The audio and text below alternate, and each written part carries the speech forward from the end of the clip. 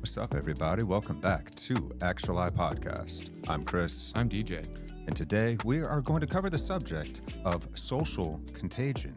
What is social contagion? How does it proliferate? And how can we spot it and break free from its influence to be more free and less easily pulled around by social trends, negative or positive, perhaps? How to spot them and recognize if they are helpful and useful to our social environment, and of course, how to transcend the effects of groupthink. So let's get going, and let's actually look here. We asked Grok today. My girlfriend Kim, in fact, was doing a little bit of research, and thank you so much, Kim, for the prompt and for your great research and helping with this video. We encourage you guys, if you have subjects that you would like to see us cover, go ahead and send it to us on our Facebook. You can DM us on Facebook, on the Instagram, on the X. You can also leave a comment on YouTube with the name of the video or subject that you would like for us to cover. We would love to do that. We do these live streams every week, Wednesday, of course, 7 p. Eastern Standard Time, so you guys can tune in and throw it on your thoughts and questions today while you have them. We are here, we are monitoring, and we look forward to what you guys are thinking as well. So, let's do this thing. And we're going to start off by looking at Grok, and let's make sure that we are, in fact, live and full effect. It looks like we are over here. Yeah, I don't have us on YouTube yet, but the internet is not. I don't see us on YouTube yet either. Oh no, did YouTube decide to kick us? Did we say something we weren't supposed to say? Oh no. That's an interesting thought. No, we're live. Okay. We rocking. There we go. Hey, what's up, everybody? Throw it on your thoughts and questions. We are here for you. So, what is social contagion? Social contagion refers to the spread of behaviors, emotions, or ideas through a group of people, much like how a virus spreads. This is why we talk about things going viral. It's a phenomenon where individuals adopt certain attitudes, beliefs, or actions because they observe others in their social network doing the same. Think of it as a ripple effect. Someone starts a trend and it catches on as more people mimic it, often unconsciously, because we are mimicking creatures. That's how we learn. So, for example, if you see your friends all jumping onto a new diet or getting worked up about a political issue, you might feel inclined to follow suit, even without fully thinking it through. It's driven by our human tendency to conform and connect with those around us. Studies have shown that this can apply to everything from happiness and obesity to outrage or activism, especially in tight-knit communities or online echo chambers like social media.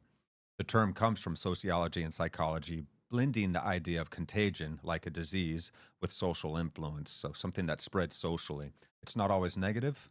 Sometimes it spreads kindness or innovation, but it can also amplify irrational or harmful stuff as well, depending on what is being circulated.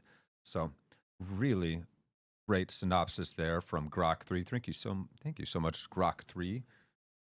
Here at the cutting edge of AI, helping us speed up our research by multiple times. Yeah, it seems like yet again another one of our survival instincts, or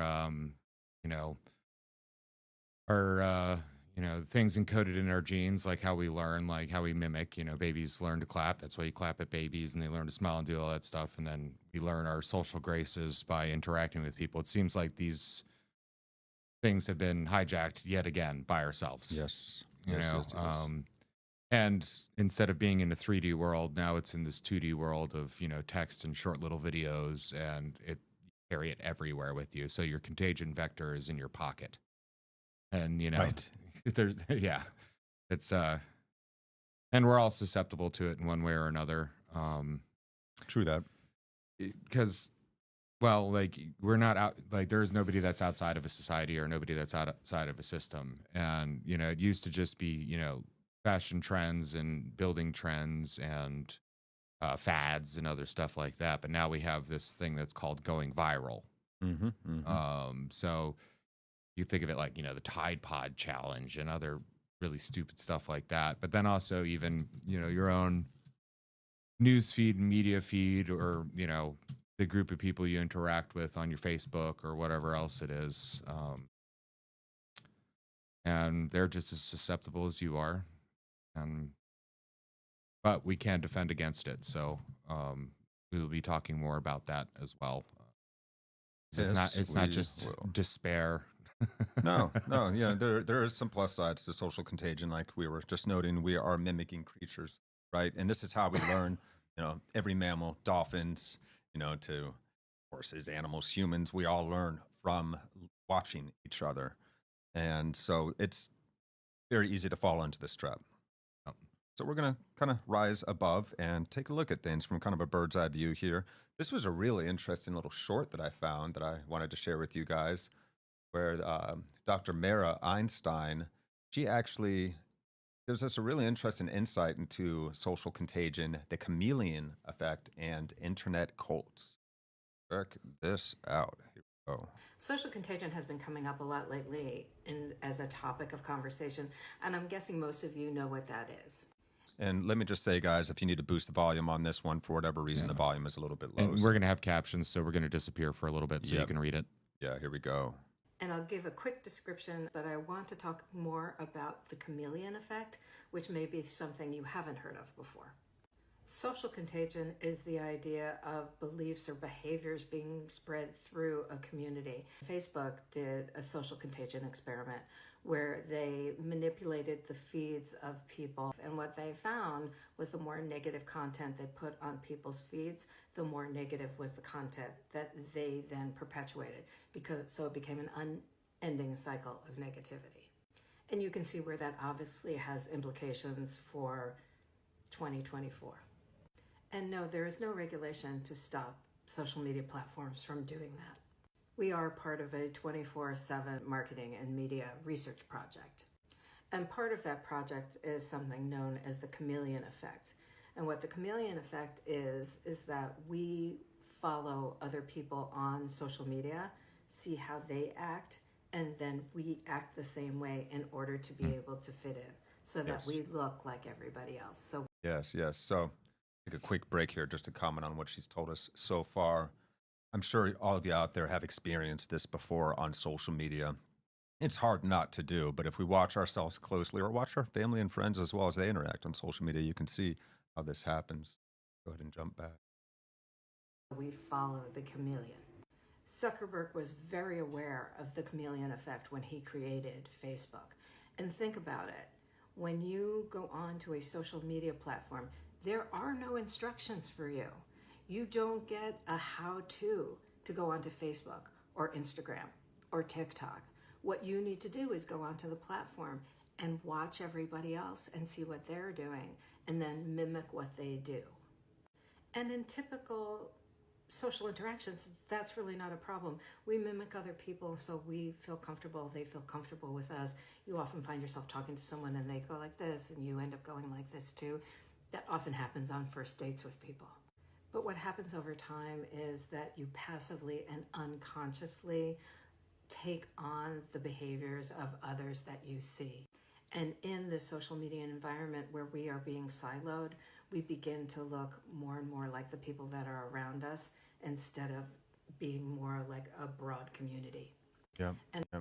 That's well said. I think that summarized that well enough.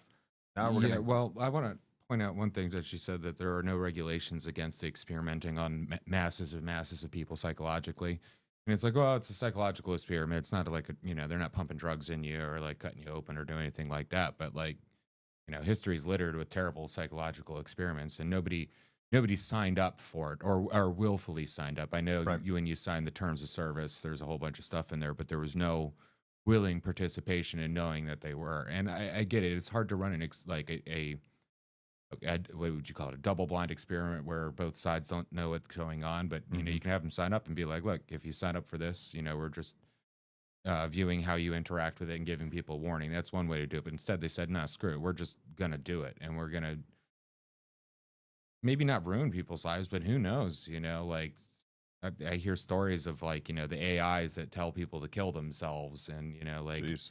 And unalive themselves, unalive. It's so stupid. YouTube and their censorship. You gotta love it. Yeah, but and then Well, what happens when you just show negative things to people, and then they react negatively to it, and then suddenly all their, social circles are now thinking that they're crazy and don't want to deal with them, and then it's isolating them.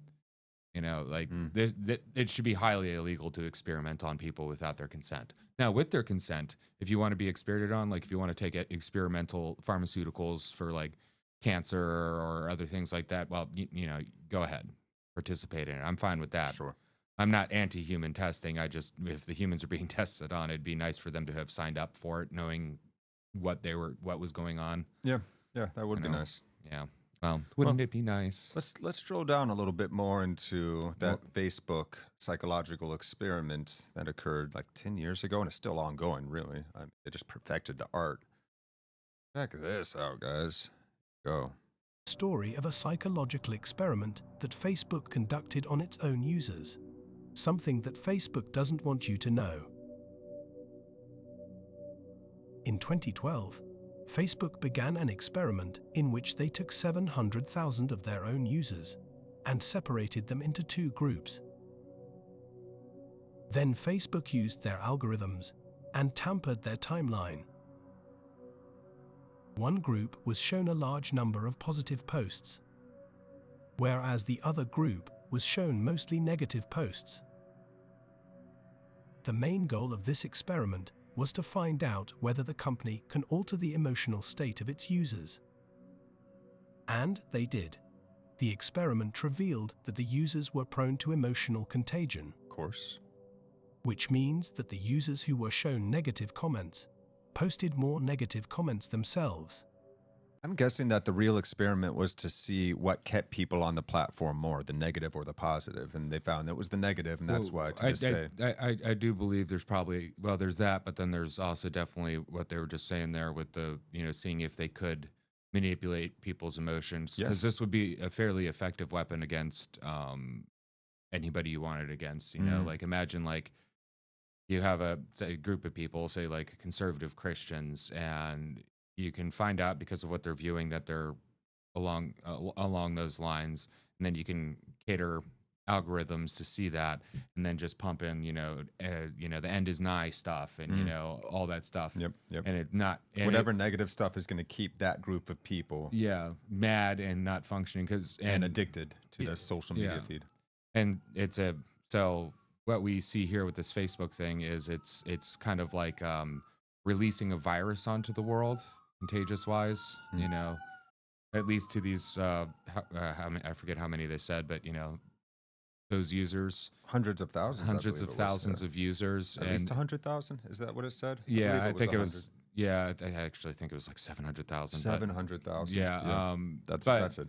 So, are we not going to learn our lessons, whether it's social contagions or actual contagions? Like maybe we should stop doing this to ourselves. Right. Well, Facebook is just the front end of intelligence in this country. Yeah. And there was a Paul Joseph Watson video on this very subject that we were going to include today's episode as well. But we already have so much on the Facebook subject, but he does cover that, so you could look up that video as well.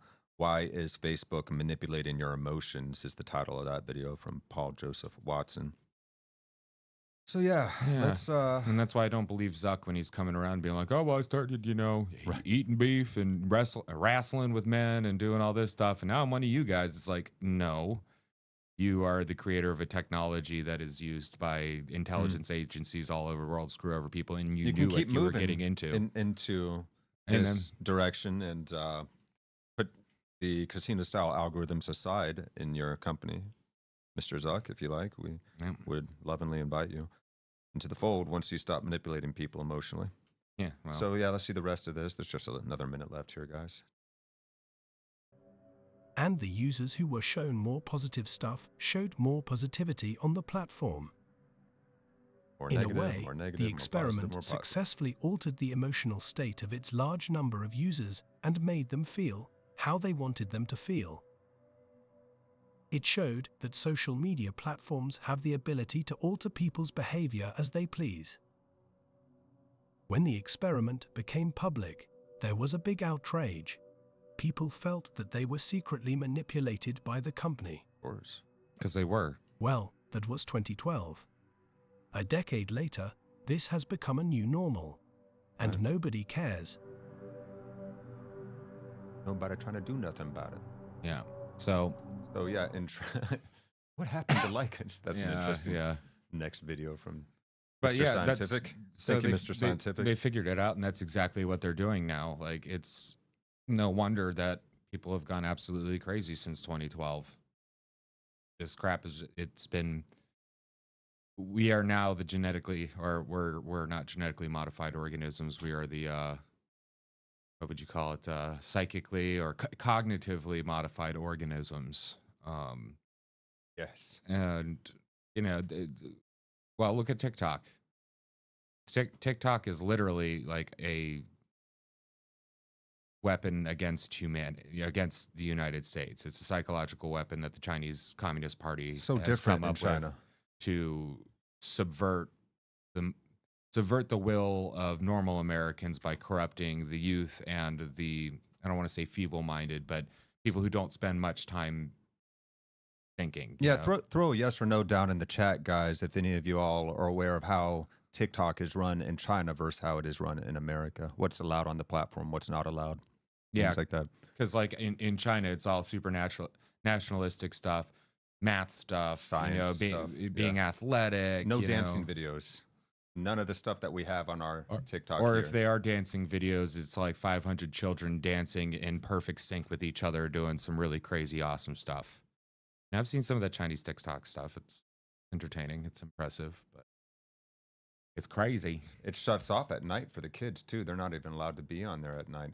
And I'm just updating the description for this video, guys, so that if you're interested in watching any of the links that we share here today, you can find them in the description of this video. Yeah, well, in that case, I'll keep rambling at you. Please. But like, ramble on. The social contagion used to be limited to just the people that you're surrounded with.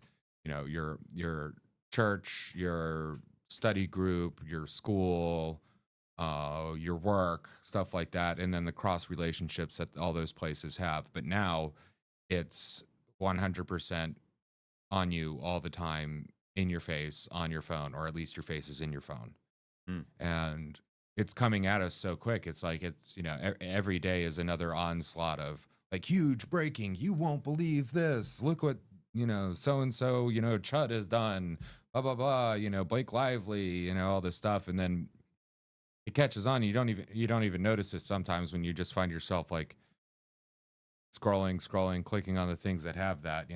I'm finding myself more and more having to fight myself and just be like, no, catchy thumbnail, not going to watch your video. If it doesn't, if the thumbnail and then the title doesn't have enough for me to know what's going on, other than what I already know, because I'm pretty well versed in the news and what's happening. Right. Like I won't even engage with it anymore. And I'm actually combing through my people I subscribe and making sure that I'm getting rid of all that stuff. It sounds like a good way to build up. Yeah, it's it's removing the super salient junk, out of there and build up a resistance to the social contagions. Yes. So how to spot social contagion? Spotting social contagion. Once again, thank you, Grok, for helping fill this in. It's like watching a wave build in a crowd. See it if you know what to look for. It's all about patterns of behavior, emotion, or ideas spreading faster or wider than you'd expect from independent choice. Here's how to pick it out. 1, sudden spikes in behavior. If a bunch of people suddenly start doing something out of nowhere, like adopting a phrase, joining a cause, freaking out about the same thing, check if it's popping up across your social circles or online feeds at the same time. Think of how challenge videos blow up on social media. One person does it, then everyone's cousin is doing it. I got a good example for this. Adopting a phrase, joining a cause, and freaking out about the same thing. I'm with her. Ah, yes. Yeah. So for y'all that didn't really get too much into politics or maybe too young to have cared at that time, the I'm with her was the Hillary Clinton thing, and it was a phrase, I'm with her. It was also a pseudo-feminist movement, only tangentially. Because, and it's a way of showing fealty to your side. Yeah, by exactly. Saying, I'm part of this cause. I'm part of this cause. I'm part of these people ally that I think are on the right side. So look at me. Look at how good I am.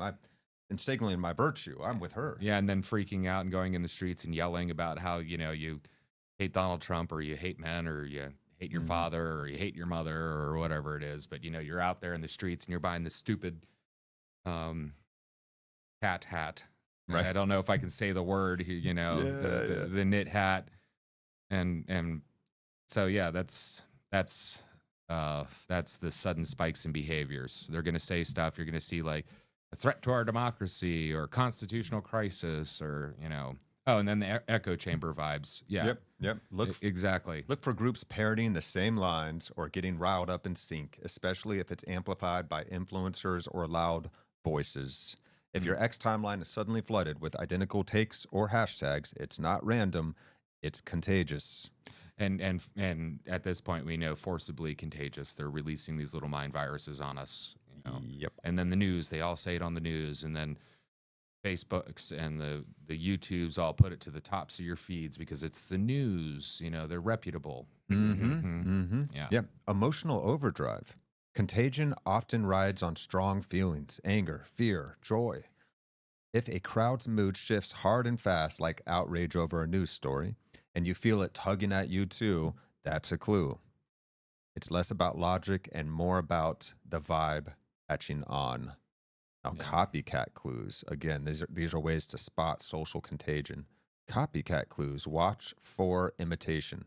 People don't just agree, they mimic. Same slang, same gestures, same profile pic filters. It's not coincidence if your friends start sounding like a viral video they all watched, or if everyone starts saying a line that you know they picked up from some news pundit or something that's running around the web, but they're acting like it's their own thought. We see that a lot nowadays. Oh, sure. That happens all the time. And on a, you know, a less harmful end, like slang and lingo kind of works this way. It's like, I think it was recently, like a week or two ago, everybody started using the term crashing out. And it just happened. Stupid. It all just happened at once. And even a lot of people that I respect and follow started using it. I'm just like, come on, guys. Like, so-and-so crashed out, you know, and crashing out. And this woman's crashing out. Look at this Karen crashing out. And it's just like, this is what people do. This is what we do. I can deal with fam. I can even deal with gooner, you know, but like, you know, there's certain things it's just like, oh, God. Yeah, some of them are great. Some of them are, we all grew up having our little slangs. Oh, yeah. So speed over substance. If something's spreading, but no one's really explaining why, just jumping on because everyone else is, that's contagion at work. Yeah. Like when a boycott or trend takes off, but half the people can't say what it's actually about. That's just people jumping on a bandwagon, essentially. Where have we seen this? The whole well, I'm going to just say pro-Hamas protests that happened all over this country in Europe. And then you would see the people that would go to actually talk to the students, and they're like, you know, apartheid state, and, you know, from the river to the sea. And they're like, which river and which sea? And they have no clue what's going on. And then we had far left people battling over this thing because some of them realized, like, Hamas kills gay people. Like, oh, yeah. Regularly. This is a common occurrence in Palestine, unfortunately. Yeah, well, there's the Queers for Palestine, which it's like, whoa. Well, what's happening? That's like slugs for salt. Remember when that was being said when everybody, like when Trump is before the cognitive bias going on. Yeah, this is really doublethink. It's a perfect example of doublethink, believing two opposing ideas at the same time. Oh, dude, in Britain right now, you know, I'm seeing stuff where they're, you know, they're really not just Britain, but Europe in general, like they're really cracking down on free speech and stuff. And I'm hearing stuff like, well, you know, the freedom of speech is a threat. You know, to us, it's dangerous. You know, freedom is dangerous. Peace is dangerous. And it's like, let's make Ingsoc fiction again. Like, you know, like, dude. Yeah, free speech is actually the thing that stops movements like the Reich, like the Third Reich. Actually, free speech, it tempers us and it keeps us going from too extreme in any direction, really, being able to sit down and talk. And like the great Jordan Peterson said, you can't speak, you can't think. Right. Right, and it's also the last resort before we turn to violence. It's the last way we have to resolve disputes, talking it out. And to be able to express your opinion, you have to risk hurting somebody's feelings or upsetting somebody because we get very attached to our ideas, but sometimes we're holding on to ideas that are unfortunately incorrect. Yeah. So let's go dive a little bit deeper here. So we did the speed over substance, network ripple effect. Trace it back. Did it start with one person or post, then fan out through their connections? You can sometimes spot the patient zero in your own circles. say, that one friend who always was the first to share the next big thing. Yeah. Or if you're on like Twitter and stuff or X, it's pretty easy to like locate where the original source comes from, because it's all sharing of threads, or whatever you want to call them, sequences of posts, share to post, and then you can trace it back. It gets a little bit more funky when you're dealing with the pseudo legitimate online news stuff, and then also the real news stuff, because now real news doesn't cite their sources. There's no links in there, or very few. That studies say, studies say, which studies? Please send me the link. And then you realize, this is the primary source. And then you find, like, say in the news, well, the Washington Post and the New York Times and Politico, and they're all saying almost exactly the same thing. And it's all what the AP said, or something like that. You know what I mean? Yep. But so and here's a great real world tip. Scroll X during a hot news cycle. You'll see threads light up with the same phrases or reactions in hours, not days. Or think of a school clique. One kid gets obsessed with the band, and suddenly they're all wearing the same merch. It's not always bad, but it's rarely solo reasoning. We really do think together collectively. Yeah. If you're trying to spot it in a specific situation, blah, blah, blah. So that's really cool. So Grok will even help you dissect it. Grok is amazing at this point. So then the prompt, can you dive a little deeper into echo chambers and social contagion? Absolutely. Let's peel back the layers on echo chambers and their role in social contagion, because they're like the perfect petri dish for spreading ideas, emotions, and behaviors. An echo chamber is a space, online or in real life, where people mostly hear voices that sound like their own. Same beliefs, same biases, same gripes. Think of a group chat or a subreddit or an X community where dissent is rare, Facebook page, and everybody's nodding along. It's cozy, it's validating, and primed for contagion because it's a closed loop. No outside air to disrupt the vibe. This is what happens in our political groupings. Well, and also this happens personally too. Like I'm sure everybody here has had an experience of somebody will come up and tell them, it's like, oh, did you hear about that one thing? And then you're like, oh yeah. And then you kind of realize afterwards, it's like, wait, I told you about that like a few days ago. And they're like explaining it to you, and you're like, oh yeah, going on. Yeah. Until you step aside and you're like, wait, that's okay. Right. Now I do remember that. Remember that now. So yeah. Oh, it's really easy. We think that things that we hear outside of ourselves are sometimes our own ideas, and that's because we think collectively. Yeah. Well, that's that distributed cognitive network that Vervaeke was talking about during the Awakening from the Meaning Crisis series. Yeah, excellent series you guys should totally check out, as well as After Socrates, the series that follows. So here's how social contagion can be supercharged. Amplification over debate. In an echo chamber, ideas don't get challenged, they get louder. Someone posts a hot take, this is the outrage of the century. And instead of pushback, it's all, yes, exactly, or I'm so mad too. It's like a chorus of agreement. The emotion or belief ricochets, gains steam. It's like shouting into a canyon and hearing your own voice boom back, but with a chorus. Trust and belonging. People in these bubbles tend to trust each other more. Group loyalty kicks in. Think red versus blue. If your ex-mutuals who you vibed with for months start raging about something, you're more likely to buy in. That trust makes you a carrier for the contagion without even clocking it. It's not just an idea, it's our idea. Polarization fuel. Echo chambers filter out nuance. You're not just pro something, you're anti everything else. Yeah. This sharpens the us versus them edge, making the contagious behavior like piling on a hashtag or shunning outsiders feel urgent and righteous. It's contagious because it's tribal.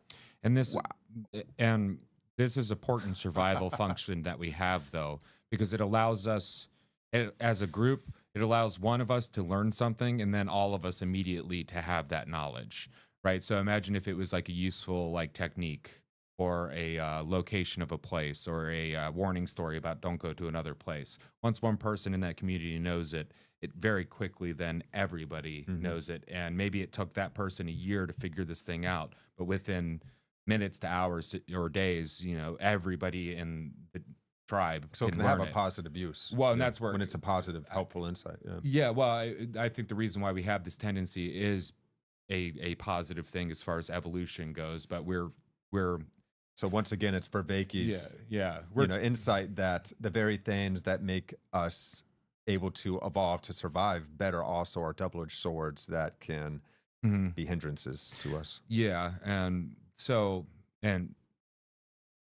well, yeah, exactly. And it's I guess it's easier to learn how to look out for these things opposed to memorizing all of your baser animalistic functions, and more just to start paying attention to. It's like, okay, well, that looks like, okay, this sucks that they're doing this, but that looks like it would actually be really beneficial for not getting eaten or for building a community, trying to, I guess, flip it around instead of looking at the result of it, looking at the mechanics of it and where the mechanics came from.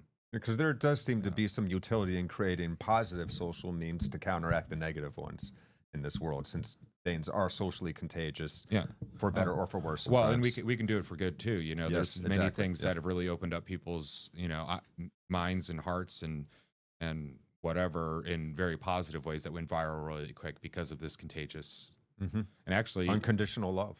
Love your neighbor, things like that. Yeah. Or like thousands of years old stoicism. Well, actually, just Buddhism. The whole podcasting, YouTubing thing, you could think of as a viral, contagious thing. Now everybody's doing it to the point where you can't. We shut are now us the up. media. Yeah. In fact, legacy media is dying off and losing stock value in droves. Or I think it was James Lindsay who said that we are all now the fake news. Nice, love it. Yeah. So let's dive a little bit deeper here, and so polarization fuel, echo chambers filter out nuance, and then repetition as truth. The more you hear something in an echo chamber, the truer it feels. Psychologists call this the illusory truth effect. If everyone's retweeting the same stat or meme, it sticks, even if it's shaky. Repetition breeds familiarity. Familiarity breeds contagion. This reminds me of the Elon Musk walking away from his kid video that came out. That was like 10 seconds long, but it's literally just a clip that was clipped out to make it look like the opposite of what it actually was. Because when you see the full videos, you see a father doting over his child, turning around every few seconds to throw his hands up, and the kid runs towards him, and he never leaves his kid behind. But if you haven't seen the full video, you could totally believe that Elon Musk was being a really cruddy parent in that instance. Since you're already primed for it too, like maybe he is in other instances, but in that one he wasn't. Say on the left, they hate Elon Musk for a variety of reasons, but also, he's a bad father because he's got a bunch of baby moms. Well, on the right, There's a lot of reason to hate the guy. If you go more conservative Christian on the right, well, he's got a bunch of baby mamas and other stuff like that. So you're already primed to accept this repetition as truth. It's like, well, I've already heard it so many times, so I wouldn't true. I wouldn't put it past him. Elon just forgetting about his kid, sure. But then we didn't even investigate, and we could end up very well being completely wrong. Yeah. So, well, that's the thing. Investigate. Question everything, guys. Yeah. Don't get attached to the ideas. It's really easy to, but so feedback deleterious. So feedback loop. Social media echo chambers especially have algorithms that love this. You engage with a post, and the platform feeds you more of the same. The more you see it, the more it spreads within the bubble. It's a self-reinforcing cycle. Contagion on autopilot. I got it. And I have to break my algorithm on the YouTube with this too, because I'll watch like 3 videos of something, and now my feed's like all this, and I'm like, okay, I type in something, I'm gonna look up Naruto backstory and lore, just to throw it through a loop. Nice. There you go. Hey, there's a good technique. Yeah. So take X as an example. This is so cool that Grok calls, X itself out. A controversy hits, and within hours, a tight-knit group of accounts is turning out near identical takes. Last week, it says, I saw a thread about a celebrity slip-up turn into a full-blown cancel fest. Same phrases, same screenshots, same fury, all from a cluster of overlapping followers. No one paused to question it. They just ran with the wave. That's echo chamber contagion in real time. Yeah. The dark side, it can distort reality. If your whole feed agrees the sky is falling, you'll grab an umbrella, even if it's sunny outside. But it's not always doom. Echo chambers can spread positivity too, like when a fandom rallies around a cause with manic energy. So this is interesting how human-like Grok converses now. The catch here now, as Grok continues, you don't always notice you're in an echo chamber until you step out. Ever try scrolling a rival group's feed? It's like a different planet. That disconnect is the clue. Contagion thrives where the echo is the loudest. And then so we were me and Chris were talking about this earlier, but like going on, the maybe we're talking on the show. I don't know. Going on your, instead of using your YouTube or your whatever, go in anonymous mode. We were talking about this before. Yep. Yeah. So like that's really important to do somewhat regularly.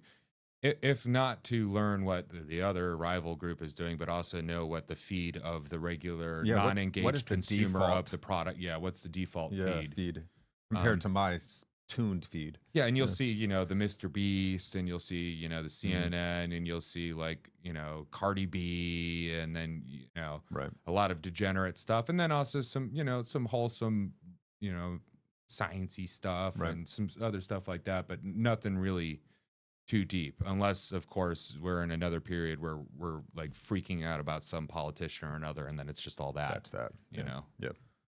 Makes sense. So, how to get out of social contagion? Getting out of social contagion. It's like pulling yourself off a fast-moving train. It's tricky, but doable if you're deliberate. You're not just escaping a behavior or idea, you're untangling yourself from the social pull driving it. Here is how to break free. Pause and question. Stop reacting on autopilot. Yeah. Ask yourself, why do I feel this? Did I decide this, or did I catch it like a virus? If your outrage or enthusiasm mirrors everyone around you, especially if it flared up fast, it's a red flag. Doubt is your first step. Step outside the bubble.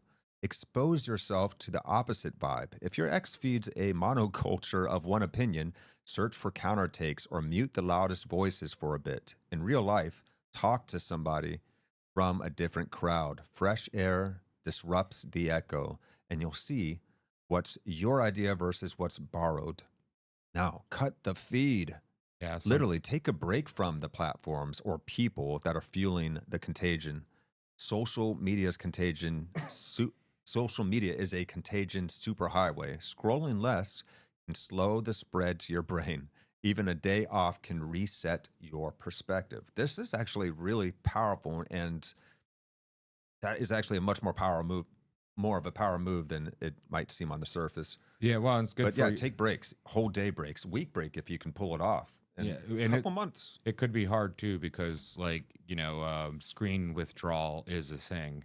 The screen is pumping your head full of endorphins, and then when you're no longer, not just behaviorally doing it, but also no longer engaging with it, and your brain's not getting those that dopamine kick that it gets, you are going to go through a withdrawal. Yeah. So find positive ways to interact with people that are other than social media to help. I say, hey, man, if you want to get off social media, go busy yourself with something. Yes.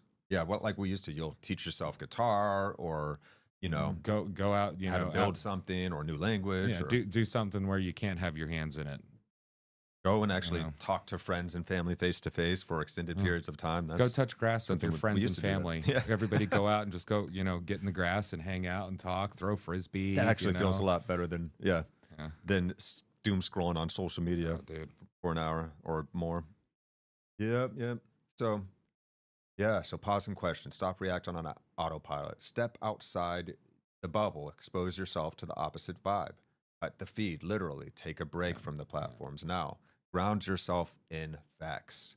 Dig to primary sources. If everyone is freaking out over a headline, read the article, or better, the data behind it. Contagion thrives on vibes, not details. Facts can anchor you when emotions are flying. Yeah, and people are going to hate you for your facts too sometimes.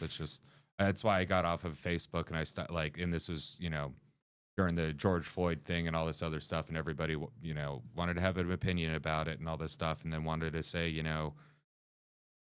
well, the argument was white people are the devil and they're killing off all the black people. And I was curious. So I looked up crime statistics. I looked at murder rates. I looked up, infinite mortality rates in different areas. I cross-referenced everything and actually found out that it wasn't white people are the devil, and cops are just killing all the black people. It's actually a much bigger problem. Much more nuanced the subject as well. The murder rates in black communities is absolutely atrocious, and it pissed me off, and I wanted to share with people, and I did, and they got pissed, and they're like, well, we should do a private chat and I can educate you. Yeah, I'm like, yeah. well, So, okay. So when you you're share dealing with- links and they yeah, get mad and yeah. you're like, dude, did you read the link? So when you're dealing with this stuff, guys, learn how to not give other people power over your own emotional state. If you're letting people upset you that easily in a debate or an argument, you're giving them power over your own emotional state. You should be the only one that has the power to feel however you want to feel about any situation.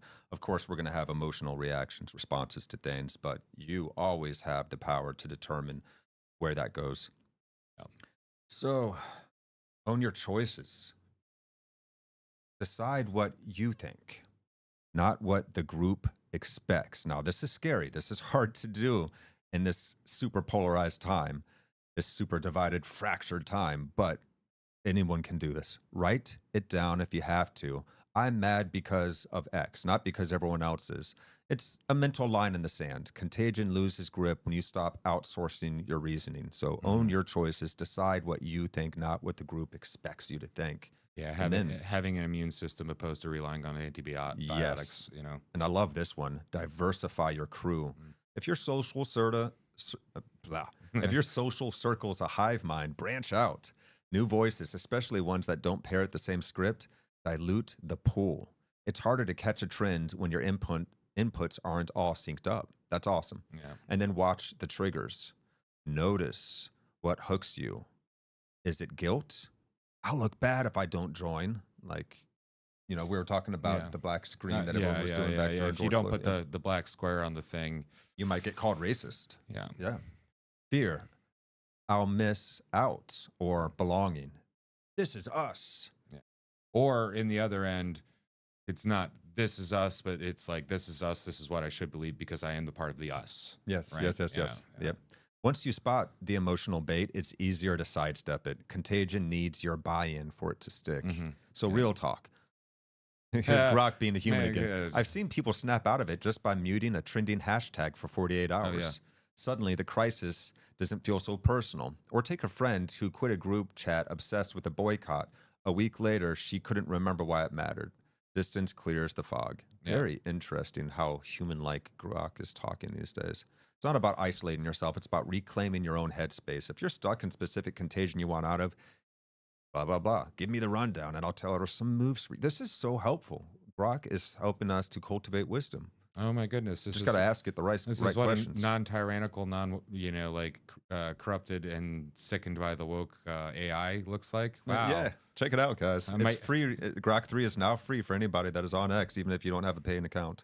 Yeah. Well, now I'm gonna have to get a X account, so You can actually get it on iPhones now with voice technology, so you can just talk to it and it'll talk back to you, and it recognizes voice inflection, your tonality, your emotionality. I'm not ready to. That's amazing. I'm not ready to verbally talk with my I'm AI. ready. I'm so ready.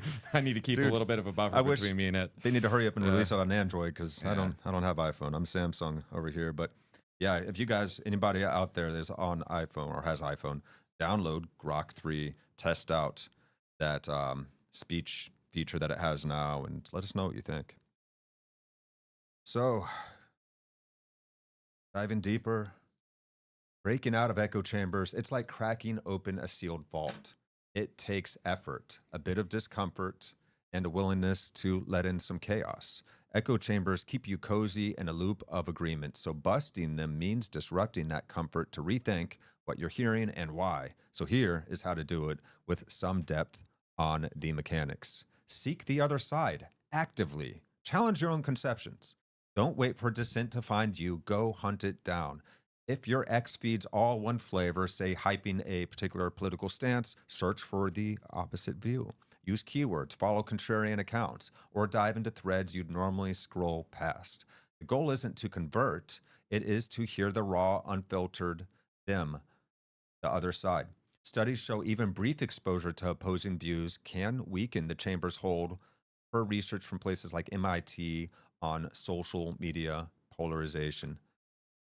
This is really helpful, especially if you just want to be able to argue your point better or counter the side with whom you disagree better. You got to understand their value orientation, their best arguments, their best refutations to be able to argue best against them. So even if you are not interested in hearing someone else's point of view, you can at least do it for that reason, right? And now, curate a messy feed. This is cool. I like this. Echo chambers thrive on sameness. So mess it up. Follow people who clash. Libertarians, socialists, normies, weirdos, anything outside your tribe. On X, I've seen folks break their bubble by tailing 10 random accounts from different walks of life. It's noisy, but that's the point. A cacophony drowns out the echo. So have you ever seen an anechoic chamber? What they look so an anechoic chamber is a chamber that has almost absolutely no echo. It's like a perfectly silent room. They use it for like recording certain things to get sounds.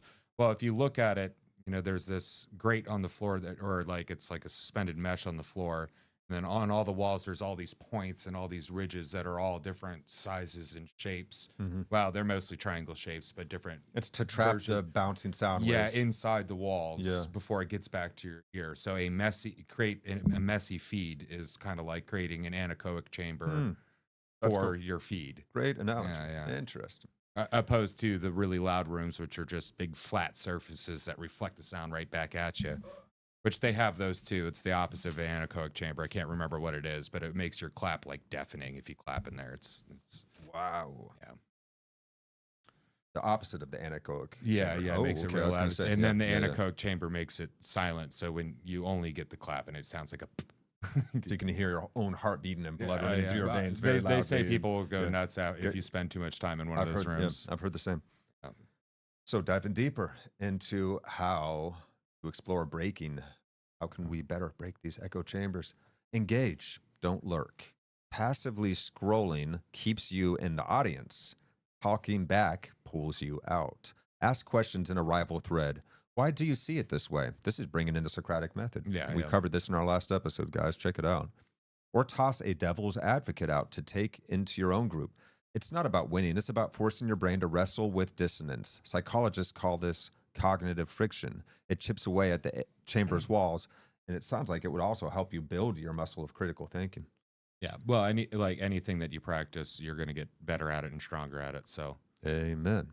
So now, ditch the algorithm. Platforms like X love feeding you more of what you like, reinforcing the bubbles. So switch to a chronological view. Use a private list of diverse voices, or radical move, log out and browse as a guest. You'll see what's trending beyond your curated world. And he says, I've tried this. It's jarring how different everyone's conversation is from my conversation. Grok, you're almost getting too human. Yeah, I think it's being more conversational. Should be in quotes. This and whole stuff part like should that. be in quote. Yeah. But anyway, you go, Grok, whatever. Go offline for ground truth. Echo chambers distort reality, so test it against the real world. Talk to people who aren't online 24/7. Your neighbor, a cashier, a relative who doesn't tweet. Their takes often cut through the digital noise. And there he goes again. A buddy of mine swore X was ablaze over some scandal, but his uncle at the bar hadn't even heard of it. Perspective shift, instant. Oh, dude, it's so frustrating too. Like when you bring up things that like me and you will talk about all the time, and I see all the time, but then you bring it up and people are just like, "What? No, that didn't happen." Well, they'll be skeptical. I don't like it when they say that didn't happen. That kind of pisses me off. But the whole like, well, I didn't hear about that. What are you talking about? And then there's the, I don't care. And it's like, okay, well, fine, fair enough. Audit your inputs. Yeah. List where your info comes from. Friends, feeds, podcasts. If it's all singing the same tune, you are echo chambered. Replace half with wildcards, a foreign news site, a niche blog, a book from 50 years ago. Aaron Mate on Substack. Variety starves the echo. I once swapped a partisan podcast for a history audiobook. Suddenly, current drama felt less inevitable. Oh, I really like that. Yeah, listen to a good fiction. Oh, yeah. Read a good story. Definitely disrupt the inputs. Change them. Audit your inputs. Now, 7, embrace the discomfort. This actually is great advice. It's hard at first, but it does get more comfortable. In fact, it feels incredibly freeing once you get through the hard part and getting used to it. It becomes incredibly freeing to be uncertain, to not have to be certain about everything. You can remain open to new information at all times. You can have levels of certainty in things, but you're never completely certain because you'll be closing yourself off to new information if you do that and risking ideological possession at the same time. So embrace the discomfort. Here's the kicker. breaking an echo chamber feels weird. Yep. You'll doubt your old certainties, maybe even lose some likes or nods from the crew. Lean into it. That unease means you're stretching. One guy I know got flack for questioning his group's dogma on X. A month later, he was freer thinking than ever. Why it works. Echo chambers rely on isolation and reinforcement. Flood them with outside signals and the structure cracks. Psych research backs this, showing diverse info exposure reduces groupthink. Think Granovetter's work on social networks. Real example. During a heated election cycle, I watched a friend unfollow her usual crowd and join a mixed debate group online. 2 weeks in, she was laughing at how one-sided her old feed had been. That's interesting. It's good to laugh at yourself, too. Yeah. It's not a one and done. You got to keep the cracks open or the chamber rebuilds. So if you want to zero in on a specific chamber, blah, blah, blah, blah. Yeah, Grok loves to get granular. Yeah, and, well, Grok's kind of right on this. And it is uncomfortable to break your echo chamber. Like, imagine this, like, when you, I don't know if anybody's experienced this feeling, but, like, when you're in a smaller room and you get used to the way the room sounds, and then you walk outside and it's quiet, and then you get this, like, you can no longer feel the comforting pressure of the sound in your ears and on your head, and you feel almost naked. Mm-hmm. I'm sure that, like, agoraphobia has a component of that, like, because even if, like, you blindfold somebody, you can hear the difference of being in walls and being out open and exposed with no reflective surfaces around you. Yeah. It's uncomfortable. Humans don't like transitioning from closed to open and open to closed. It's we like to be where we're at. Mm-hmm. It's like, if I'm cozy, I want to be cozy. I don't want to get out of this cozy spot. Or if I'm, like, out and free, well, don't put me in that stupid box. I don't want to go in that box. Yeah, I'm used to this now. Yeah. It's the transition between the two, which is where the discomfort comes from, not exactly existing in the other world. If that makes any sense. That makes sense. Okay. Yeah. So now we're going to dig into exploring media literacy skills. So this is some useful stuff. We're going to really get granular here now, guys. Media literacy skills are your toolkit for cutting through the noise of today's info flood. Think of them as a BS detector and a decoder ring rolled into one. They let you dissect what you see, hear, and read, so you're not just swallowing everything whole or getting swept up in someone else's spin.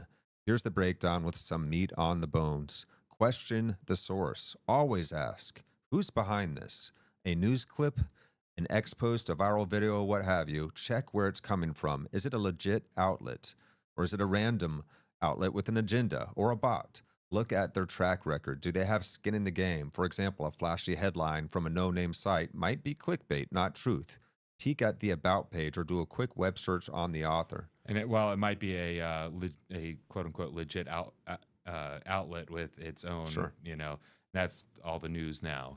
Right. That's the thing. We're in a weird transition where you can't necessarily just trust at face value the legitimate sources You have to anymore. check and verify. Yep. Yeah. Spot the angle. This is really key. Every piece of media's got a slant. It's got a narrative. It's got a frame that it wants to put things in and push on you. Nobody is neutral. Look for loaded words, crisis versus issue, for instance. Who's quoted? Only one side? And what's left out? A story screaming outrage might skip context to rile you up. Compare how two outlets cover the same event, say a protest, and you'll see the framing pop out. So true.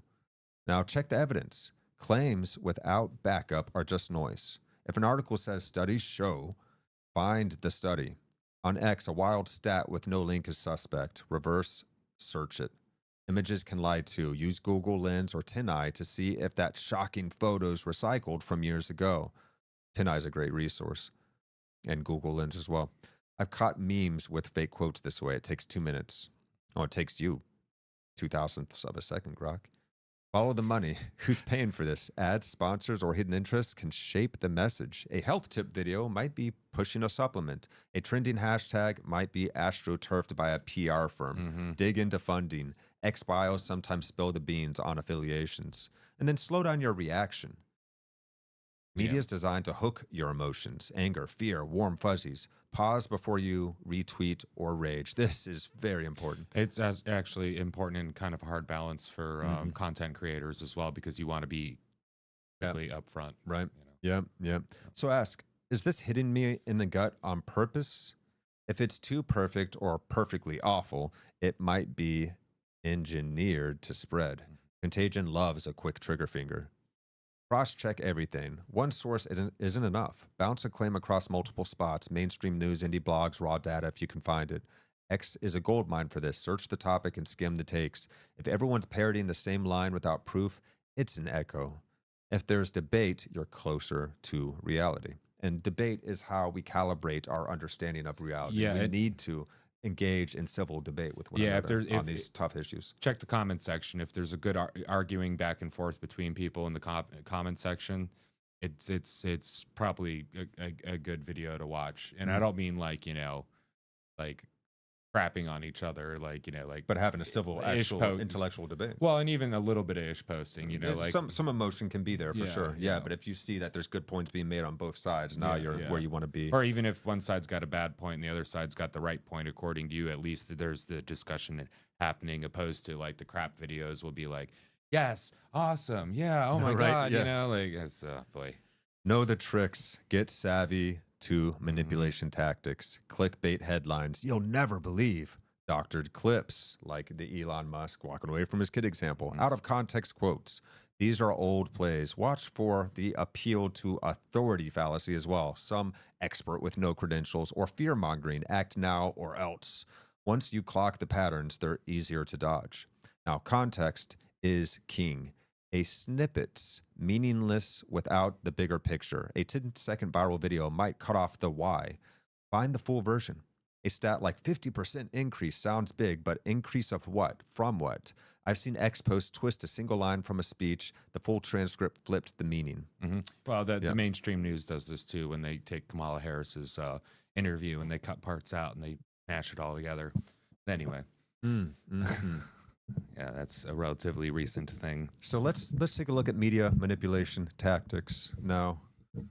Media manipulation tactics, because of course these create echo chambers purposefully, are the playbook for bending perception. There it is. Crafted to hook you, sway you, or flat out fool you. They're not random. They're deliberate moves exploiting how we think, feel, and scroll. So let's dissect the big ones with some juice on how they work and where they show up. This is awesome that we're doing this here because anybody can be fooled. No matter how intelligent you are, we can all be quite effectively emotionally manipulated, particularly by multi-billion-dollar funded psychological operations like major legacy media channels. Particularly with the power of AI now, too. Yeah, no doubt. Yeah. So emotional baiting. Here we go. How it works. It hits you right in the feels. Fear, anger, hope to bypass your brain. A headline like, "They're coming for your kids," skips facts for panic. A sob story ad tugs heartstrings to sell. It's fast, primal, and it sticks. Example X posts during a crisis, "This is war," with zero details, just the vibes, just the emotionality. Or those charity ads with slow-mo sad puppies. There's a great example. Of an angel. Spot it. If it's all emotion and no substance, it's bait. Check if it demands a reaction before you've even processed it. And one of those ways that you can check is check the thumbnail and then check the description, or not, the thumbnail and the title.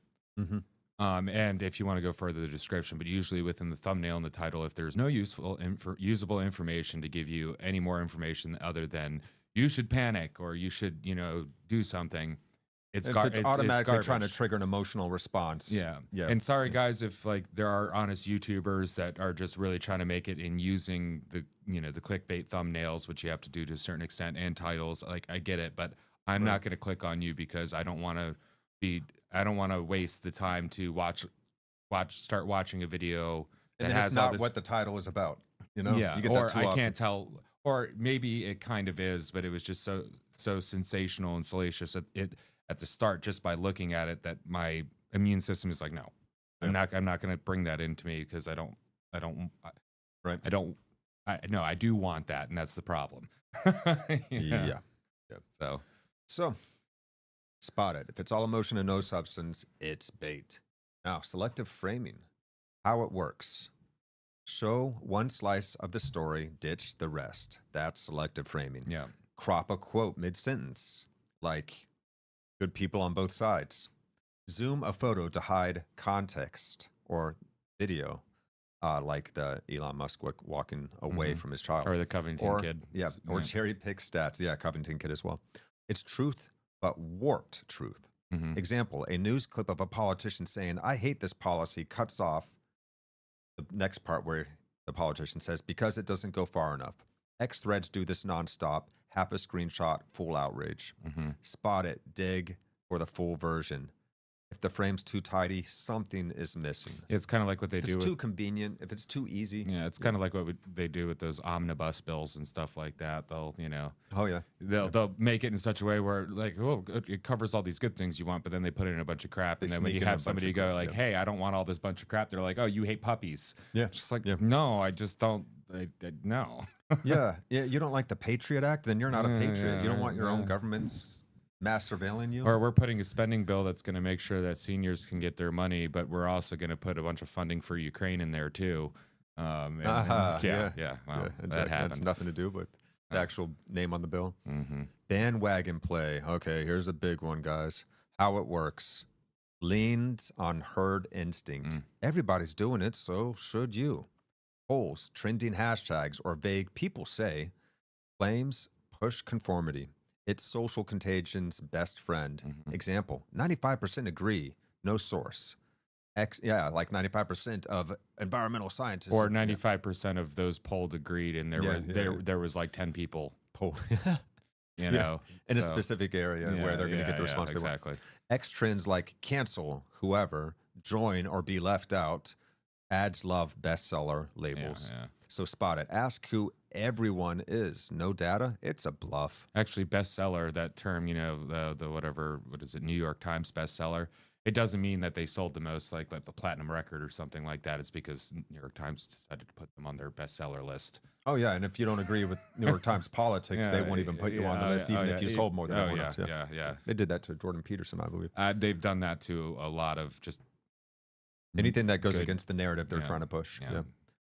So authority mirage, how it works. Slap a credible face on it. Dr. So-and-so or experts say to borrow trust. What did I just do? Whoa, in the heck. Oh, no. Let me go back. We got it. I just wanted to, like you're on X, you never know what's going to pop up on X. Right. So okay. Forgive us, everybody. I'm going to have to find this. Our buddy Grack. Yeah, so it's not just social media that does it to you. It's the media has been doing it for a long time and has been crafting these series of, I would say, like micro contagions and throwing them out there. And it seems like whichever one sticks long enough. Like recently, we've heard like terms like constitutional crisis. Well, that didn't last very long. But like everybody's a Nazi or far right. Like right now in Europe, their biggest like. Anybody who's saying like, hey guys, in Europe, you're really trampling on free speech. Oh, you're far right. Or, hey, like we don't want massive migration into our country. Oh, you're far right. Or, hey, I'd like to grow food, but I can't because my government won't allow me to grow food or it makes it really hard. Oh, well, you're far right. It's like, well, that one stuck. It started out like as a little thing. Oh, far right. What is far right? But that one stuck. Whereas like constitutional crisis, that didn't. A threat to our democracy, they keep bringing it up every now and again, but it's losing its power as well. Like our immune system is getting used to certain things. It works on some people, but not as many as you would like. So now they have to come up with these new infections to get you with now that your body's getting used to certain older infections, And you notice how they have to keep turning it up, like worse than Hitler with Trump and things like that. Like they keep turning it up because they've already dried out the last version of what they were first doing. He was like Hitler, then he was Hitler, then he was worse than Hitler, which what was that, like Mao? And that, well, okay, he's worse than Mao. Well, okay, he's the devil, literally. No, he's worse than the devil. Oh yeah, no, he's worse than Hitler and Mao and the devil all combined on acid. Yeah, right. Yep. Got to keep it amping up, man. So that there's the authority mirage. We're back. Yeah. So, example: scientists warn from a guy with a mail order PhD. Ex-influencers flex unverified insider status. So Google the name or the credentials. If they're vague or dodgy, it's a prop. Now fear mongering. Oh, geez, so much of this going on nowadays. How it works: amp up the threat. Act now or lose everything. Fear shuts down critical thinking. You're too busy reacting. Example: the economy's collapsing tomorrow. Headlines. X posts about secret plans with no proof or ads for survival gear. Spot it. Look for urgency without evidence. Real threats don't need to scream. Distraction flood. How it works: bury the story under noise. Clickbait, scandals, fluff. You're too distracted to dig deeper. Yeah, like put like a whole paragraph in front of the actual substance, burying the lead, Or essentially. a celeb meltdown is what's trending while a certain policy is slipping through. That kind of stuff. Well, This is bait and switch. It's kind of like if any of y'all remember the who's Janet Jackson and Justin Timberlake doing the Super Bowl show, and he pulls a piece of her costume, or he's supposed to just go across her, but pulls off, and her breast falls out. Well, not falls out. It stayed there. But that was during the whole big, Michael Jackson debacle. So there's this idea that, well, Janet Jackson just did that to cover up for her brother, which may or may not be the case, but this happens all the time. When something, and actually you can use it to your benefit. Didn't she have like a pasty or something? So that was probably a planned, maybe. Yeah.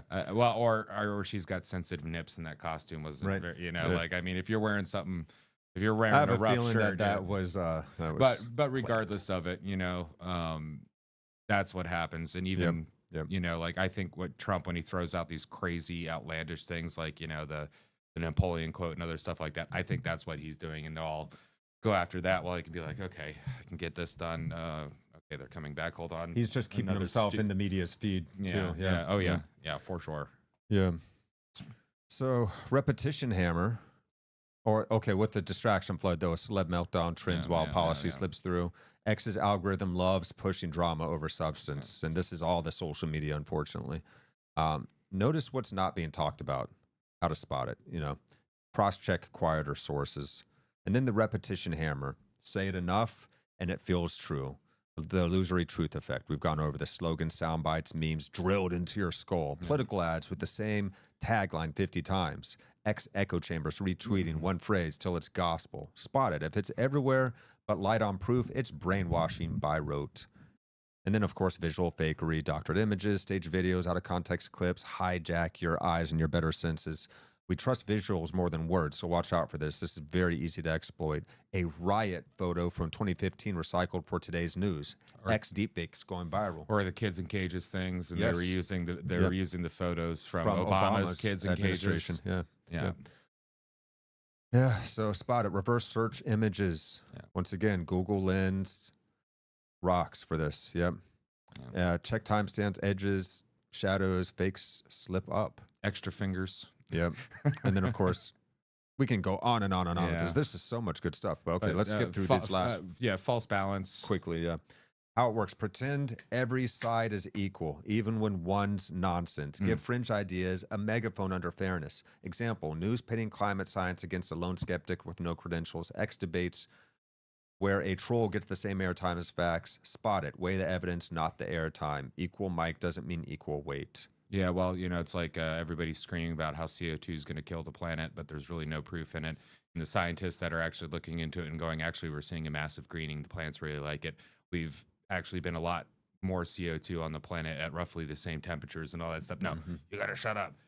There's giving the same amount of weight to an outlandish idea versus a good idea, or giving more weight to an outlandish idea. To distract us from something else, like, climate change distracts us from the actual pollution, the microplastics, the poisoning of our rivers and streams and oceans, the destruction of the ground soil and so forth. Pay attention to CO2, but not like the poisons we're putting in our body and in the soil and in the Don't water. pay attention to that stuff. No, that's enjoy your brightly It's the stuff colored environmentalists cereals. used to care about. I'm still an environmentalist, but I think this whole anthropogenic climate change thing is mostly bunkum. I think it's still up for debate, right? It's at least still up for debate. We don't know how much we're changing it, but the whole hockey But we stick of definitely CO2. know that we all have microplastics in our bodies. Oh now, yeah, and that we is know that we're absolutely poisoning happening. fresh Yeah. water supplies, and we know that there's poisons in our food, and we know that there's microplastics and poisons in the natural critters in our environment as well. And we now know that you can't monocrop trees because then they'll get blights and they'll die off, and it'll really mess up everything. Yeah, sorry, I'm just taking the time. Yeah, that's fine. Yeah, It's looking good. But it's not all doom and gloom. We do have a machine in our head that can help us. It's our brain. We can work it out. And our mind is using the brain, and we can work it out, and we can get better at quickly spotting things and get better at helping other people as well, not without being like, you saw that on Fox News. That's right, stupid. Right, Why because would y'all you see what's believe it? happening here is we're being pit against each other. Yeah. And these techniques can be weaponized, and they certainly are being weaponized nowadays. We're in the midst of ongoing information war around this planet. It's utilizing AI and social media to spread harmful ideas that people take on and parrot thoughtlessly and get very riled up about. And it's a very dangerous situation for us now.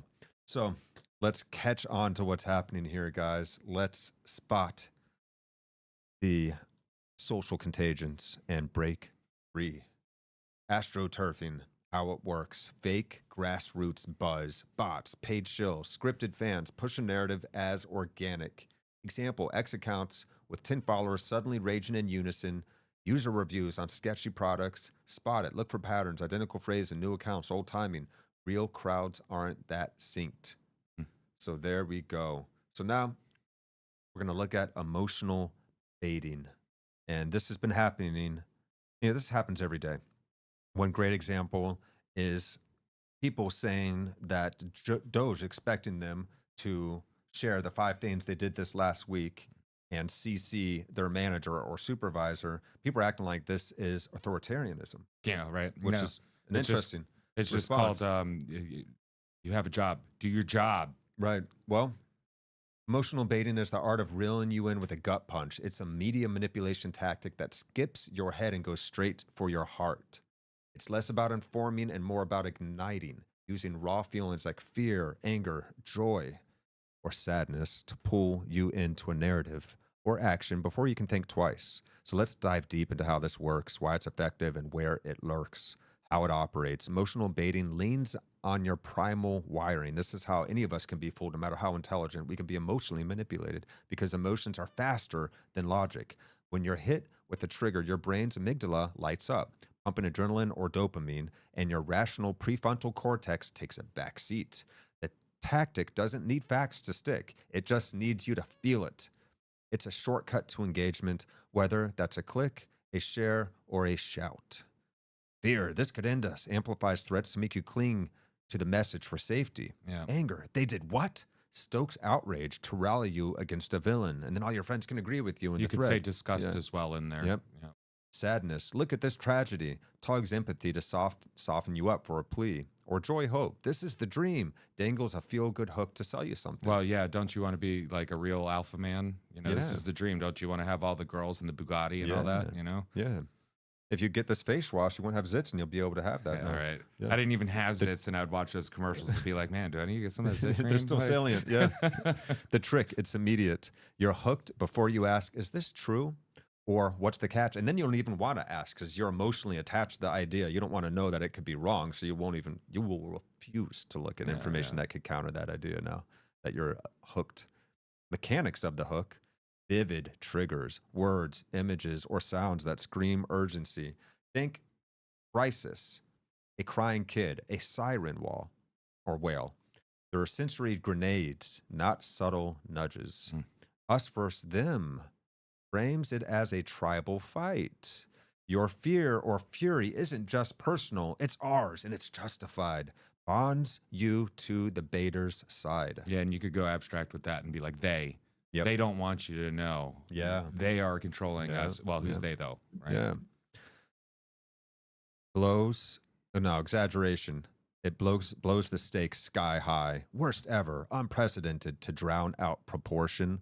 Look out for that exaggeration. No room for doubt. It leaves little space for maybes, or it's because basically it's an all or nothing sentimentality. Feel this now or you're out of the loop. Now, psychological backing studies like those from the American Psychological Association show emotional arousal spikes attention and memory retention, while you recall that viral sob story, but not the stats debunking it. And sorry, not going to look those up right now, but I've actually read some of those studies. It's kind of regular teaching. If you take a psychology class, you'll come across studies about that and how emotions. So why does it work? Well, the speed. Emotions hit in milliseconds. Reasoning takes effort. Baiting wins the race every time. Emotional baiting. That is social glue. Shared feelings, bond groups, retweeting outrage feels like solidarity. You feel like you belong to something. Contagion kicks in here. One angry post sparks a mob. Oh, and particularly when you say something particularly nasty and you get the like on it, or you get a few shares on it, and you're like, more people feel like me. Exactly. Yeah. Validates. Memory stickiness. You forget dry facts, but not that gut-wrenching image. Emotional bait lodges deep.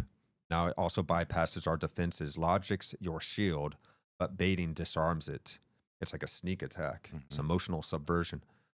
You're too mad or sad to fact check. Yeah, on that memory, on the memory sickness part, if you go back up real quick for me, just real quick.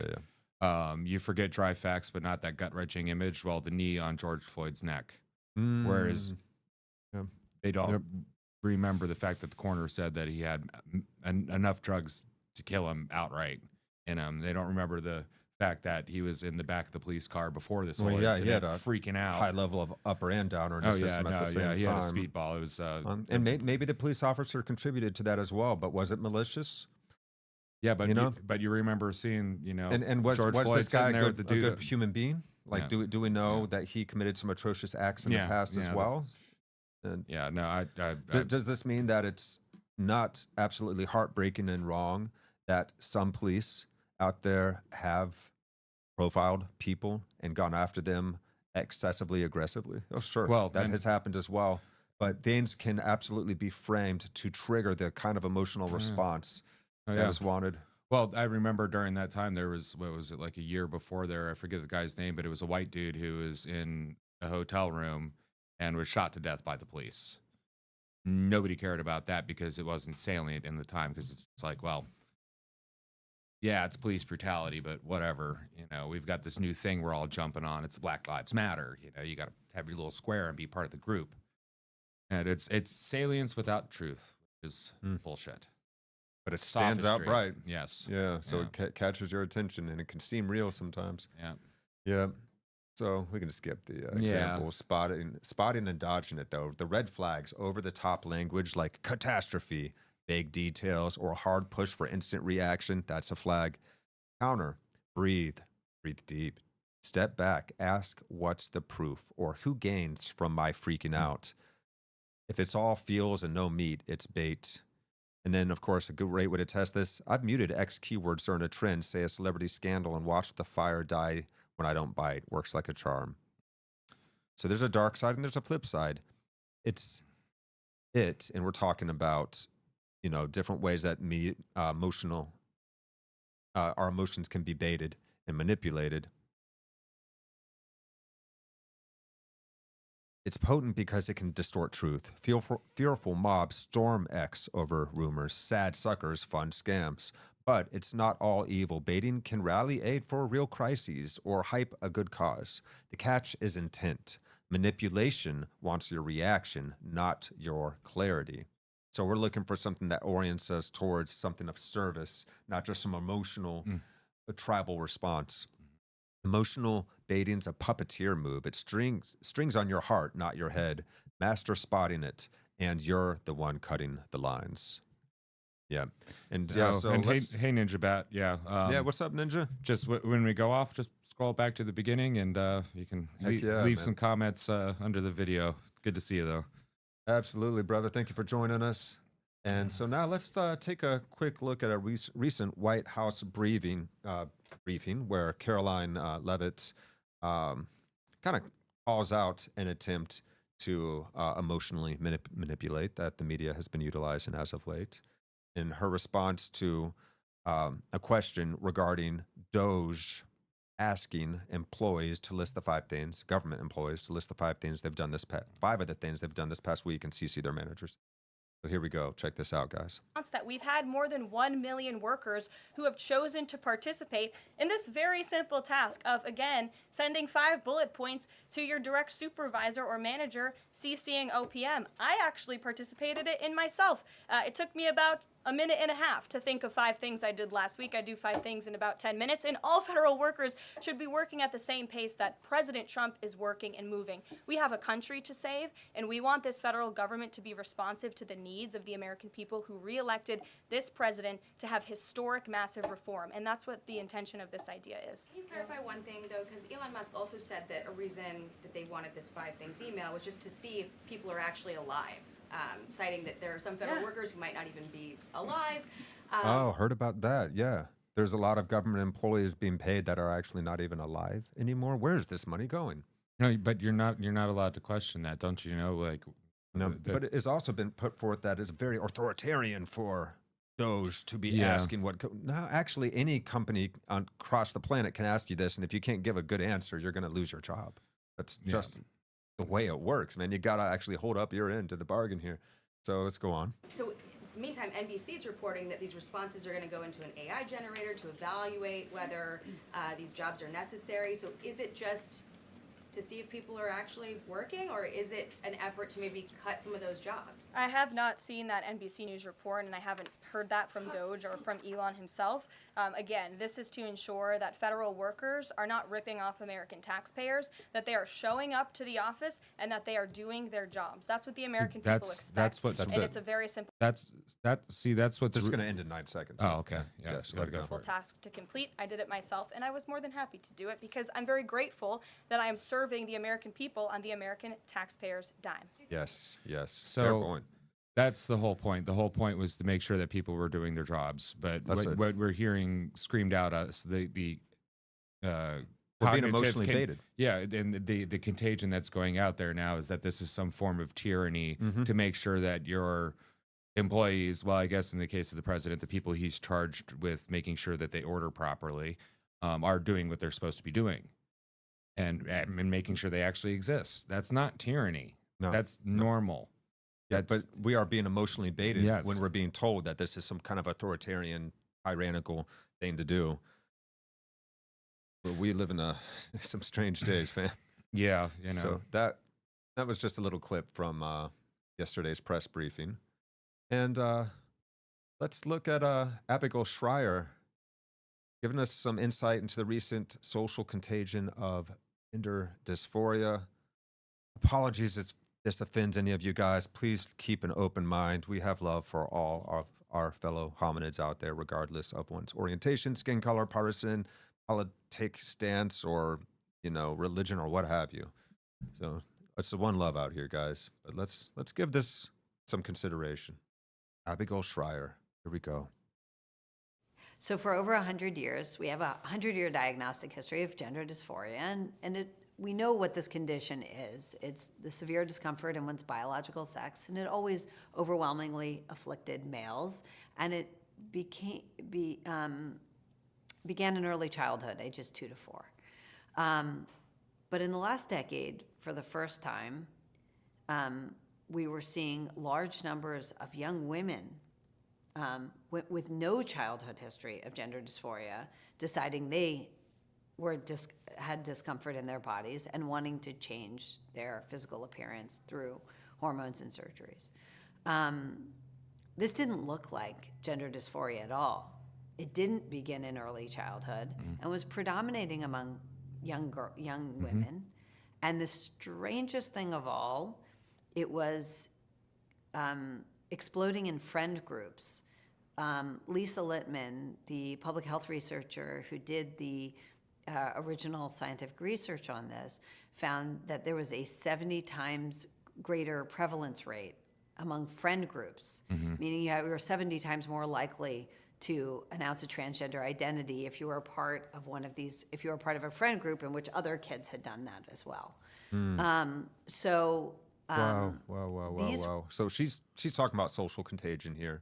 Yeah. And wow. And specifically, if it's a little unclear, is so gender dysmorphia used to technically only really affect males, and it was vastly majority males. Yeah, the vast majority always males started out from a very young age. Very young age, or what you'd see would be autogynephiles that would, they would cross-dress later in life, type of thing. But what we didn't see it in young women usually. Now there are cases of, but there's always cases of women who are gender dysmorphic. I'm not going to say dysmorphic. They felt like they're in the wrong bodies, and it's actually strange too that to me that it wasn't originally more common, because it's like, what's the number one thing that you hear about with young women maturing? They hate their bodies. It's adjusting. It's changing. Men, our voices drop. We sound a little bit squeaky. We get the hairs, but we want more hairs. Some more fur. Yeah, that's it. We get a little bit bigger, but women, it's a totally different thing. Quite drastic. So now that this adolescence is confusing, man. Yeah, now that there's this idea that you can change your sex, or at least the way people perceive you, is it for somebody who and you can get would attention. Naturally be like, I don't like this. I don't like what's going on. Yeah. And now I got a friend who's doing it. It's cool. And then I can go on the TikTok, and it's, it's on the TikTok. I'm getting tons of attention for doing this. I'm getting the applause of my friends. And now my teachers are down with it. The school policies are down with it. The government's down with it. Everything. I get all this power just from proclaiming oneself as a victim. Yeah. It's some nasty stuff, man. So go on, Abigail. These were numbers that all pointed to the idea of social contagion. These were indicators that all pointed to the idea that this wasn't so much organic gender dysphoria as we had always known it, but a kind of social contagion, which means young people encouraging each other in an idea that there was something wrong with them. And they had this particular idea wasn't that they were so fat, because we know that anorexia spreads this way as well, or bulimia, which also does. But in fact, this idea was, I'm in the wrong body and I need to change. Isn't it true that so that's enough of that. So it's and the reason why I don't call it a dysphoria is because dysphoria is a feeling thing. I don't feel good about it. It's a body dysmorphia. It's a dysmorphia with feeling like you're the wrong sex. It's your body. So there's anorexia, we know about that, but then there's the what do you call it? Bigorexia, the guys that work out and can't get big enough, and even when they're freakishly huge, they still feel small. It happens on both ends. This body dysphoria is gender dysphoria is actually a body dysmorphia. And it, I'm not saying you should be mean to people or treat them like crap that are going through it or whatever, but it shouldn't be celebrated either.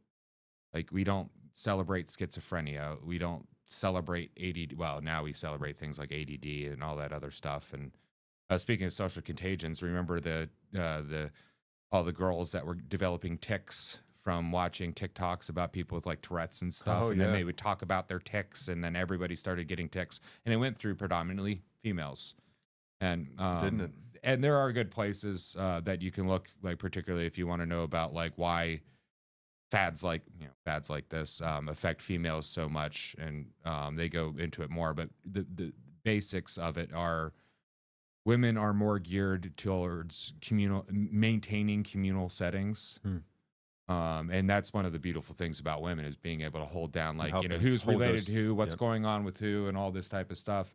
And they're very impressionable between each other in the sense of societal acceptance. Whereas like the archetypical young man is like, screw you, I'm going to go off and I'm going to go out west and I'm going to do it myself. So they're a little bit less prone to it. So the feminine is providing social cohesion. Yeah. It's the realm of social cohesion. Creates a great balance for that independence. Yeah, and it's only natural to be like, well, I kind of have to go with the social group too, because we need to keep it a cohesive group. Right.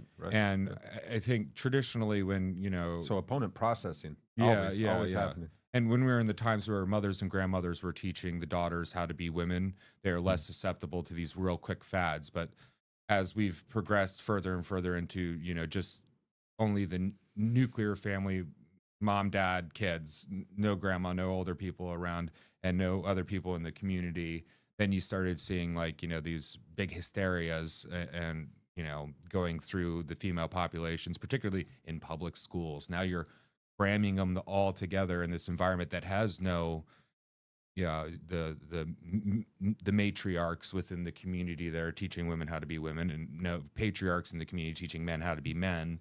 And now it's just all this good men are good men need good men in their lives to teach them how to be good men. Yeah, the benevolent sides of masculinity. And I know people are gonna be like, oh no, DJ's a man and he's talking about women stuff, but it's like I've spent a lot of time around, you know, like particularly older women and stuff, and there's a lot of insight that only they can give to other women. Yeah, we happen to be human. I've seen it. I've seen how my stepmother has raised my younger siblings, and no man can really teach them what it is to be a woman. That's why we need multiple generations as well, which actually multiple generations inoculating themselves to these social contagions. Yes. And there are serious impacts on mental health from social contagion. So we're going to run through this really quickly, and then we're going to show you guys one last clip, and then we're going to be done for the night. Throw out your thoughts and questions now. We're going to cover those at the very end. Yo, Ninja Bat, we see some comments from you, brother. We're going to get to those here shortly. So social contagion, the way behaviors, emotions, and ideas spread through groups can hit mental health hard, acting like an invisible current that lifts you up or drags you down. It's not just about creating a fad, it's about how the crowd's vibe seeps into your psyche for better or for worse. Let's unpack its impact. So positive impacts, sense of belonging. Joining a contagious wave like a viral clarity challenge bonds you to others. Oxytocin and serotonin spike, buffering loneliness and boosting mood. Ice bucket challenge in 2014, for instance. The limit of that, it's fleeting. When the wave crashes, the warmth can fade, leaving you exposed. Of course, you can have shared joy and purpose. Positive contagion, like a meme frenzy or collective activism, sparks euphoria. Your brain's reward system, the dopamine, hums when you laugh or rally with the pack. Harlem Shake in 2013. Shared positive emotions, lower anxiety, short-term, per-emotional contagion research. Surface level, the limit of this is that it's just a band-aid at surface level. It's not a cure for deeper struggles. The motivation boost you get, though, seeing others act like fitness trends or protests can kickstart your own drive. Mirror neurons fire, nudging you to move too. This is, giving you a great mental win. Action beats inertia, linked to a better self-efficacy. Now, the limit, of course, is if you can't keep up, the boost flips to shame. So negative impacts. Or if you keep up and then you end up being crushed in the cog of the machine. Right. Yeah. So anxiety amplification. Here's the negative impacts. Amplifies our anxiety. How? Fearful or panicked contagions like shortage scares spread really fast. Your amygdala syncs up with the group's alarm, spiking stress hormones. Yeah. So toilet paper hoarding in 2020. Well, yeah. Now the Costco egg hoarding, or collective fear fuels GAD-like symptoms, generalized anxiety disorder, racing thoughts, insomnia, per APA stress studies. The ripple effect lingers post-crisis. You're jumpy for the next scare. A little bit of trauma there. So, another negative side effect. Anger contagion, like cancel culture storms that hook you into a fury loop. Cortisol surges as you pile on, draining mental reserves. So the canceling of celebrity last week over a decade-old tweet kind of events. Yeah, right. Thousands raged, many burned out by the day's end. The mental hit, chronic anger mimics stress disorders, irritability, exhaustion. Oof. And the ripple effect, cynicism or apathy sets in. You're less trusting, more guarded. This spreads widely. And then, of course, self-esteem erosion, man. Contagious trends like flexing wealth or beauty sets bars that you can't hit. Exclusion failure to conform dents your self-worth. And then we get to emotional instability. Contagion's mood swings, hype to crash, yank you around. You're elated with the group, then lost when it dissipates, sinking to their roller coaster. Yeah. So it's hard to self-regulate. You're a puppet for the next wave. Yeah. And then obsession and addiction, of course, chasing contagious highs, dopamine hits. Once you go viral, stock bets or TikTok fame. Yeah, once you go viral once, you want to go viral again and again and again, and you'll do anything to do that. Yeah, the dopamine loops keep you glued, craving more. So you get into that doom scroll. And then guilt and shame.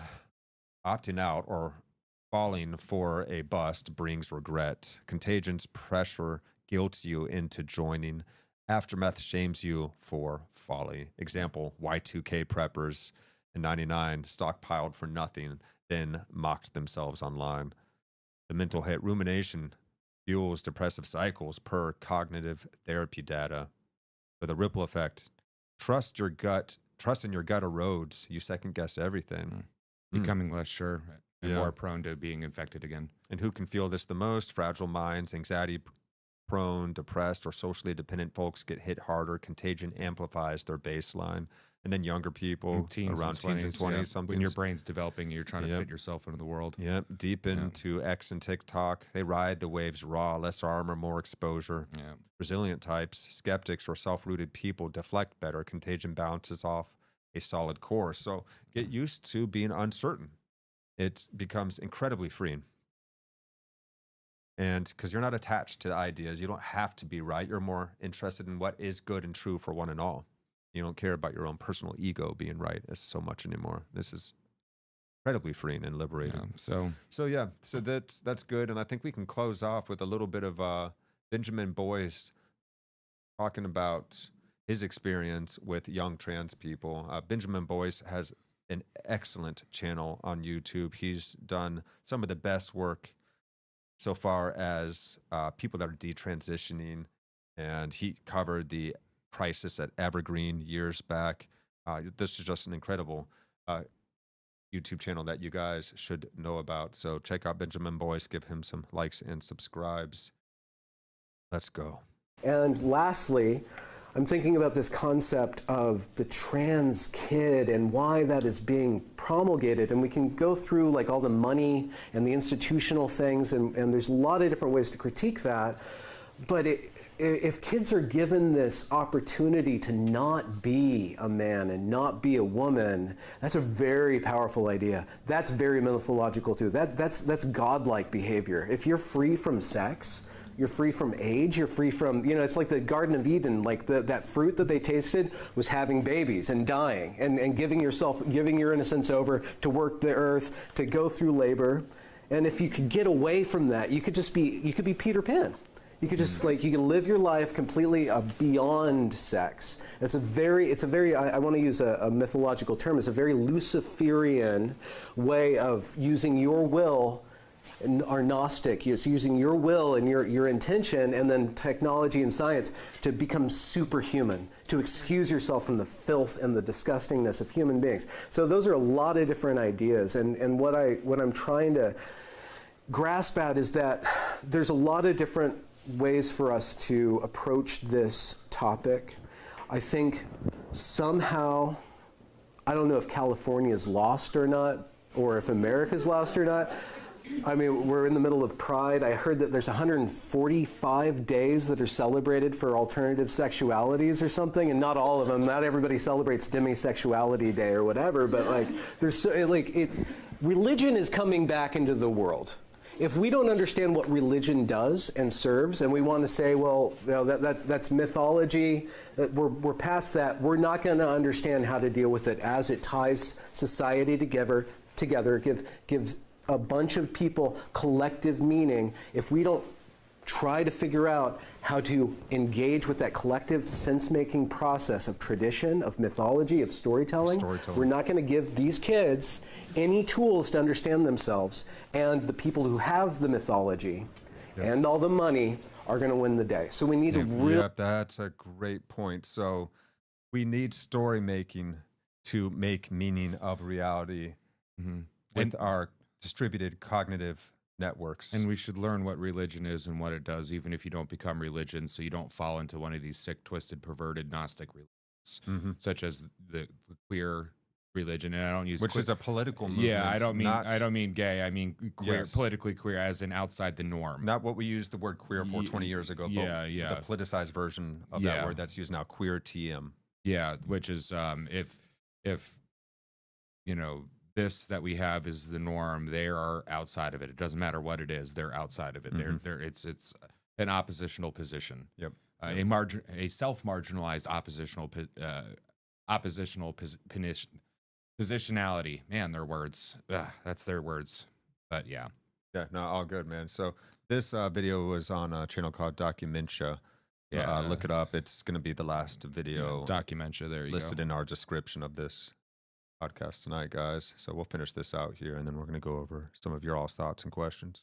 Really kind of, I think we need to get a little bit religious, a little bit spiritual, and really start to think in terms of storytelling, in terms of meaning making, while also understanding that there's realities and intuitions and physical beings, physical processes and physical reality, and also understanding that there are manifested through transgenderism a lot of expressions of psychological disorders and stuff like that. There's technical understandings. I'm not excusing that at all, but I think we need to pair it. If we're going to have any sort of standing, we need to pair it with a deeper sense of meaning making. Yeah. That's fair. Great point, man. So yeah, let's see what y'all have to say today. With this last question. What the hell, DJ? Lots of micro plastics in that bucket.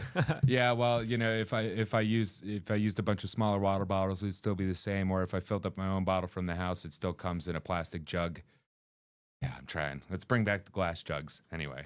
Truth. Yeah, and let's get better water filtration systems in our local water treatment plants. Let's remove all the crap that we put in there to kill the bad bugs like the chlorine and so forth after it's done doing its job, instead of just leaving it in there with a bunch of dead microbes. Have you ever super shocked tap water before? The same process that you do to a pool. You put some chemicals in it, and then all of the dissolved solids will actually turn into like a sludge. Yeah, they'll chelate to the bottom. You'll be able to vacuum it out. Yeah. You can do this to your own water, and you'll notice that a glass that's like this full of water will have like this much snotty looking sludge at the bottom. It's disgusting. So the chlorine's killed all these microbes and things that are bad for us. Hasn't been cleaned out though. Yeah, so constitutional crisis was the soundbite for a while. Yeah, we mentioned that earlier in Ninja Bat. Yeah. No, I really like the point you made here, Ninja Bat. Without being taught delayed gratification, patience, or self-control, kids are easily led by social contagions. Absolutely. Yeah, and self-control, keep emotion in check. Absolutely. And then many kids from strong family values and parental involvement rarely have these mental issues, you know, the dysphoria issues or the mental contagions that you get. That is true for the most part, but the scary part is the fact that your children will spend more time with a complete stranger in an institutionalized education program than they do with their parents. Even if they do have very active parents, it's still 8 hours a day. Yep. And then the kid, if they have any sort of social life, that takes out of the 8 hours a day out of school that they're still awake. Yep. And then there's 8 hours of sleep. It's like, man, like, so I don't blame people for wanting to homeschool their kids. No, man. Me neither. Yeah, I like the point you made here, Ninja Bat. Even the positivity for Trump's progress is bad without patience and skepticism. Just blind trust and fealty is never a healthy thing. And if we want to have a healthy, well-functioning democracy. But also you don't want to get duped because, you know, people can very well dupe you. That's just what it is. And question everything, guys. Yep. Anybody else out there, if you want to make a comment or ask a question, do it now, because we're about to wind down for the day. And thank you guys so much for tuning in. We do this Meaning Making 101 every Wednesday, 7 p.m. EST. We'd love for you guys to continue joining us and take part. You know, if there's a subject that you would like us to cover, throw it out there. You know, put it in the comments under this video. Send it to us in a DM on one of the social media pages. You can find us on Facebook. You can find us on Twitter or X now. You can find us on Instagram as well. So I think it's a good time to wind down, y'all. We appreciate you guys so very much. If you like what's happening here, make sure that you smash that like and subscribe button here. If you like listening to podcasts, we're also on Spotify, Apple Podcasts, and all the rest of the podcast platforms. Throw down some likes and subscribes if you're over there as well. It helps us reach more people. We greatly appreciate it. And I think that's it for the day, man. Let's love you guys so much. Thank you for tuning in to this episode of Actuali Podcast and our special weekly series, Meaning Making 101, where we try to make sense of this world together. We invite you guys to come along and join us next time. See you then. Well, I've been DJ. Yes, I've been Chris. Let's rock our way out.